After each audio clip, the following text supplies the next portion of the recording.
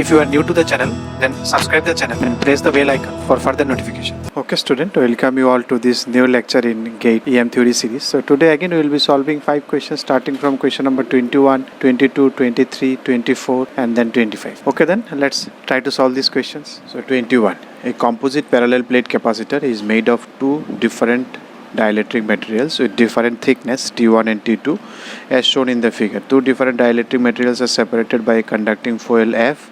So suppose this is a conducting foil F that is separating them. The voltage of the conducting foil. So they are asking the voltage of the conducting foil. So if you take this one as a reference, so they are asking voltage from here to here. What is the voltage between these 2 points? Now be careful about what they are asking. They are asking the voltage of this coil foil that is in between these two, which is separating. So if I take this is ground, so with reference to this, what is the potential this? That means potential across these two. Okay, let me calculate the C1, C2, then we can, because it is the same charge flowing through Q. So Q equal to CB, from that we will find a relation between voltage. So what is C1? C1 is equal to now, so it is epsilon R1 is equal to 3, that is epsilon 0 into area will be same. You can see both these plates, this plate area, all the plate areas will be same. So A is same and the distance between the plates is 0.5 into 10 to the power minus 3. What will be C2? C2 will be it's 4 into epsilon 0 into area is same. The difference is here, distance is here 1 into 10 to the power minus 3. So if you find the relation between C1 and C2, let me find what is between C1 and C2. So if you divide, what will be there?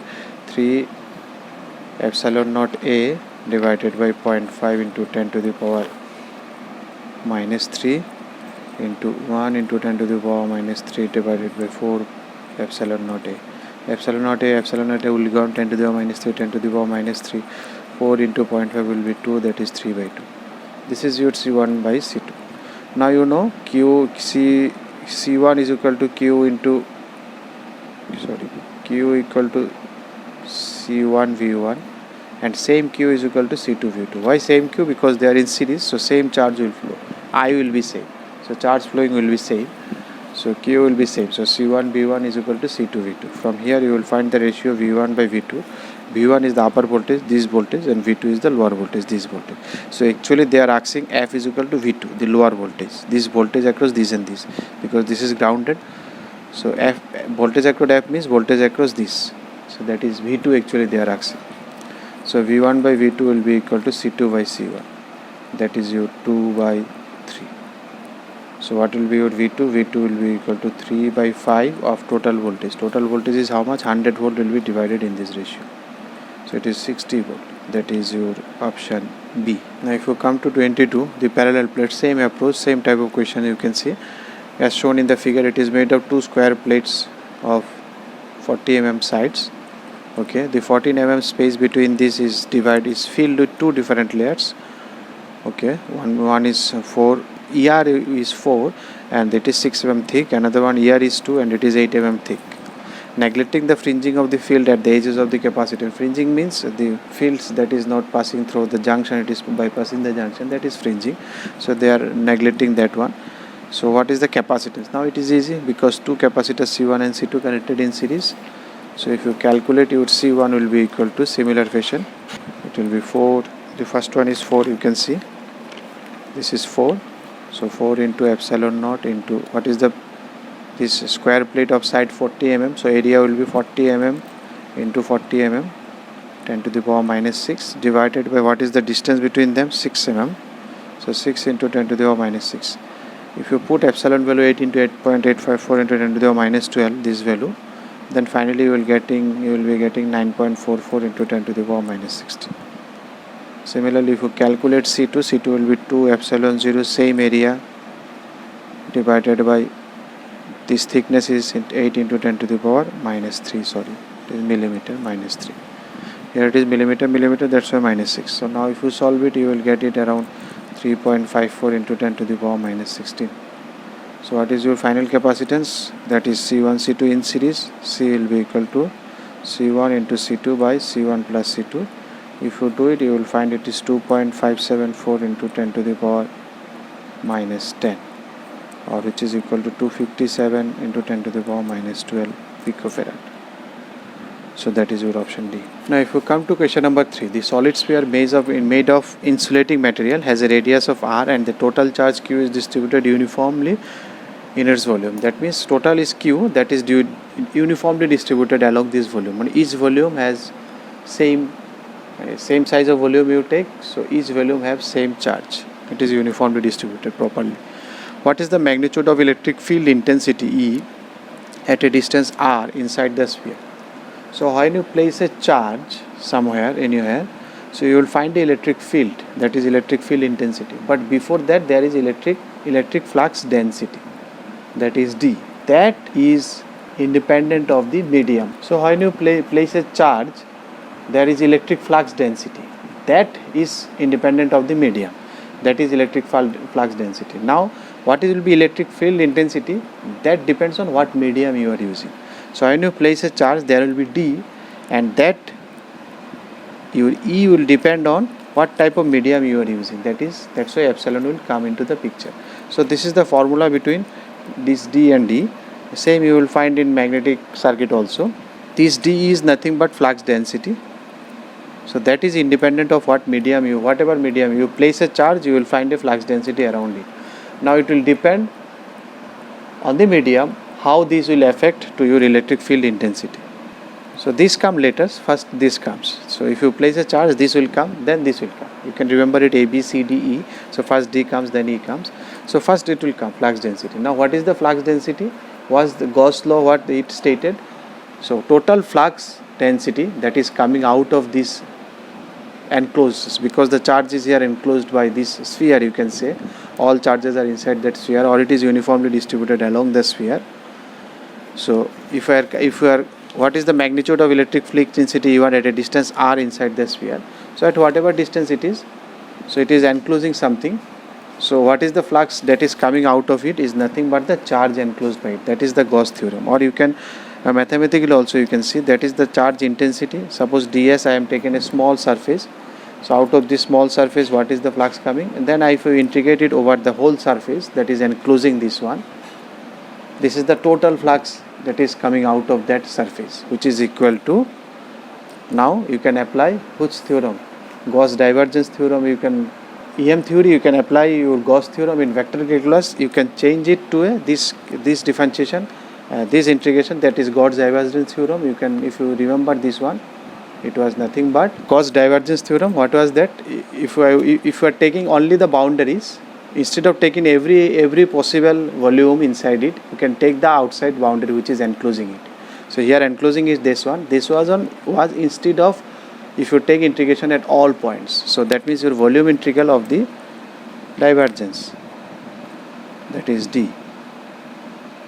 So this one is coming from Gauss divergence theorem. And what is Gauss theorem? Gauss theorem told you that this is equal to total charge enclosed. And what was total charge enclosed? Rho v into dv. From here you can say this is equal to, so this is also a Maxwell equation you will find. This is also, so this is coming from Gauss law in electrostatic field and Gauss divergence law in your vector calculus. So if you equate these two, so that means this should be equal to this. So from here it is proved, it is also a Maxwell equation. So okay, so now you have found this. So this is equal to this. Now what is the relation? Because they are asking you electric field intensity. So what is the relation between D and E? It is epsilon naught into E. So you can find it is epsilon naught into E integration surface over ds, that is equal to that integration charge density. Okay. Now if you take epsilon naught E and outside, so what is integration of ds? ds is the enclosed area, because you are looking at a distance of r unit from this one. This total surface was capital R, but you are looking at a small r. You are looking at a smaller distance, so this is small r. So what is the total surface area? It is a sphere, so it is 4 pi r square. So this one you got it. Now rho v, how much charge it is enclosed, because it is uniformly distributed. So q was uniformly distributed over the total surface, 4 by 3 pi r cube.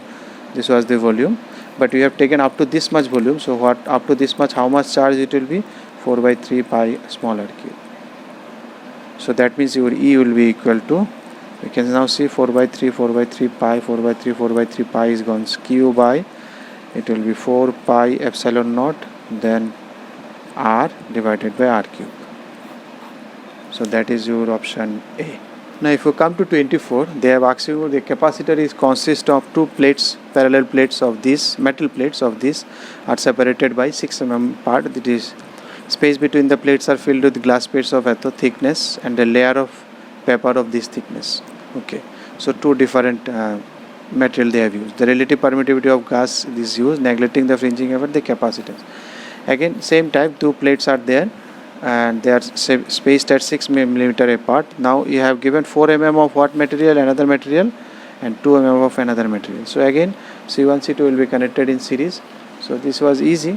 So if you apply it, if you find C1, it will be 8 epsilon naught and area divided by, what is the gap here, 4 into 10 to the power minus 3. Suppose lower one I have taken C1, and C2 will be equal to this relative permittivity was 2 pi epsilon naught A by this gap was 2 into 10 to the power minus 3. So it is 2 into epsilon naught A into 10 to the power 3, and this is epsilon naught A into 10 to the power 3. So I'll put it at the later. So you need C, which is equal to C1 C2 plus C1 C2, or you can put, then convert it whatever way you do. You put the values of A and everything. A is 500 into 500 into 10 to the power minus 6 it will be. You do all these things and then you finally, if you put it, you will get it 1475.6 picofarad. 10 to the power minus 12 it will come. That is your option B. Now if you come to 25, 2 point charges Q1 and Q2 are placed at a coordinate these and these respectively. The total flux passing through the plane at z equal to 0 will be, okay. So total flux means electric flux, that is, we just now we have discussed what is the total flux coming out of is the total charge enclosed by it, that is by Gauss law. Okay. So if I put it in like this way, suppose one charge, this is suppose x, y and z. So one charge at 1 1 0, so 1 1 and 0, one charge it at this point. So this is the surface actually.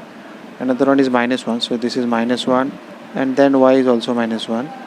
So something of this fashion. This is in xy plane, so another one is here. No z. Now you have placed a plane at z equal to 20. Z equal to 20 means no xy is given, so z value is 20. So a plane of this fashion, which this value is 20. It has no limit in x direction, in y direction. So what is the total flux? So let me enclose it. If I enclose it, then I can apply Gauss theorem.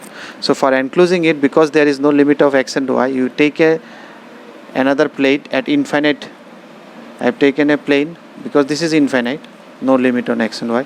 So I have taken a distance of at y equal to infinity, I have taken another plane. And similarly below here I have taken at z equal to minus 20 another plane, which is also infinitely in xy direction. And in x direction also I have taken another plane which is at infinite. So now everything is closed. Now because why I am taking infinite, because if I go infinite, then this direction total flux will be 0, this direction and this total flux will be 0. Because at infinite distance nothing will be coming out of. Infinite is extremely far. So if you go more distance away, so that will be, so because electric fields will be 0 here if you move so much far away. Okay. So now total, what will be the total flux coming out of this box? You can see this box. This is at 20, this is at minus 20, these two are at infinite. So this box is completed. One plane here, one plane at 20, one at minus 20, and these two are at extreme far. So what will be the total flux that is coming out of this block is equal to this plus this, that is 20 plus 10, that is 30 microcoulomb. So now how much will come out of this? Because these two sides will be 0, electric field in these sides are 0. Because it is at infinite distance, so this is 0, this is 0. So how much it will be coming? So 30 is total. So if from this box, if 30 is coming, so from how much it is coming from z equal to 20, from symmetry you can see 15 will come this side, 15 will come this side. That's why I am taking 30.